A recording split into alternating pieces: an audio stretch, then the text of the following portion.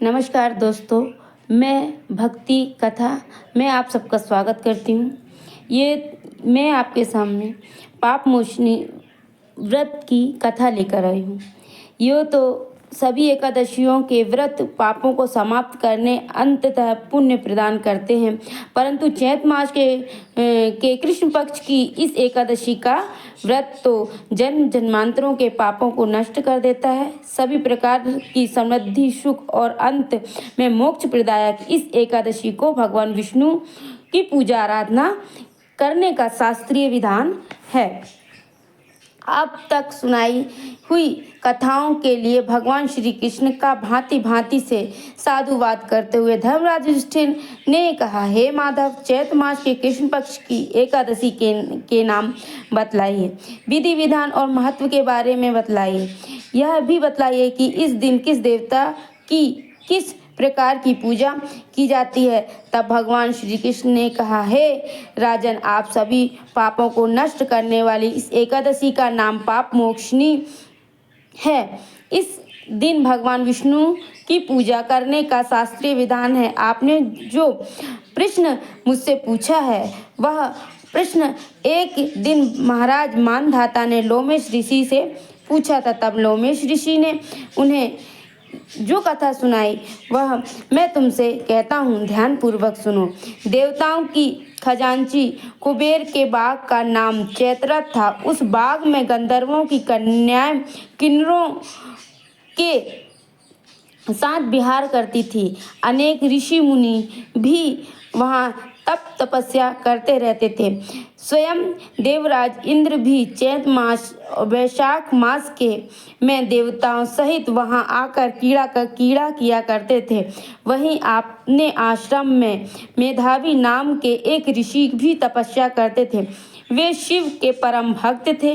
एक दिन मंजू घोषा नाम की अप्सरा ने ऋषि को मोहित करने का विचार किया। वह भय के मारे उनके समीप तो नहीं गई, परंतु दूर बैठकर वीणा और मधुर गीत गाने लगी। उसी समय कामदेव जी मेधावी ऋषि को जीतने के लिए वहां आ पहुंचे।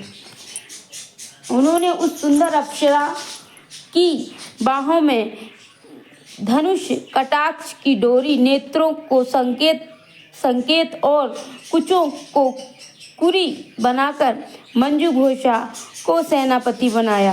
मेधावी ऋषि भी युवा एवं हष्ट पुष्ट थे और साथ ही यदो पवित्र तथा दंड धारण किए हुए ब्रह्मा तेज से युक्त भी। मंजू घोषा ऐसे सुंदर ऋषि को देखकर उनकी सुंदरता पर मुग्ध हो गई और गीत, चूड़ियों और नुपुरों की झंकार तथा नृत्य और हाव भाव दिखाकर मुनि को रिझाने लगी। कुछ समय तक यही क्रम चलता रहा और अंत में कामदेव ने ऋषि को पराजित कर दिया। फलस्वरूप ऋषि मंजू घोषा के साथ रमण करने लगे और काम में इतने वशीभूत हुए कि उन्हें दिन और रात्रि का कुछ भी विचार नहीं रहा। इस प्रकार बहुत दिन बीतने पर एक दिन मंजू घोषा बोली, हे मुनि, मुझे बहुत समय हो गया है, अब स्वर्ग जाने की आज्ञा दीजिए। तब मुनि बोले, आज इसी संध्या को आई हो, प्रातः काल होने पर चली जाना। मुनि के यह वचन सुनकर अप्सरा कुछ समय तक और रुकी। कुछ दिन बाद उसने पुनः मुनि से विदा मांगी तो मुनि कहने लगे कि अभी तो आधी रात भी नहीं हुई है, कुछ समय और ठहरो। अप्सरा ने कहा, महाराज, आपकी रात बहुत लंबी है, आप जरा स्मरण कीजिए कि मुझको यहाँ पर आए हुए कितने वर्ष बीत गए। उस अप्सरा की यह बात सुनकर मुनि ने समय का विचार किया तो ज्ञात हुआ कि अप्सरा के साथ रमण करते हुए उनको 57 7 मास और 3 दिन व्यतीत हो गए थे। यह ज्ञान होते ही वह अप्सरा उनको काल के समान प्रतीत होने लगी। मुनि अत्यंत क्रोधित हुए और उनकी आंखों से ज्वाला उत्पन्न होने लगी। वे बोले, मेरी कठिन परिश्रम से की गई तपस्या को तूने नष्ट कर दिया। तू महापापनी और दुराचारी है, तुझे धिक्कार है।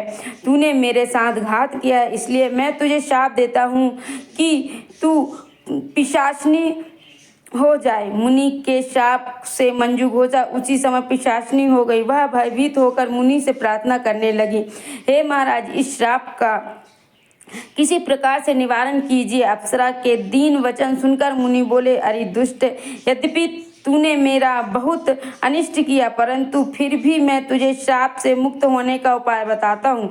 चैत मास के कृष्ण पक्ष की एकादशी का नाम पाप मोचनी है और वह सब प्रकार के पापों का नाश करने वाली है। उसका व्रत करने से पिशाच योनि से तेरी मुक्ति हो जाएगी। ऐसा कहकर मेधावी ऋषि ने अपने पिता च्यवन ऋषि के आश्रम को चल पड़े।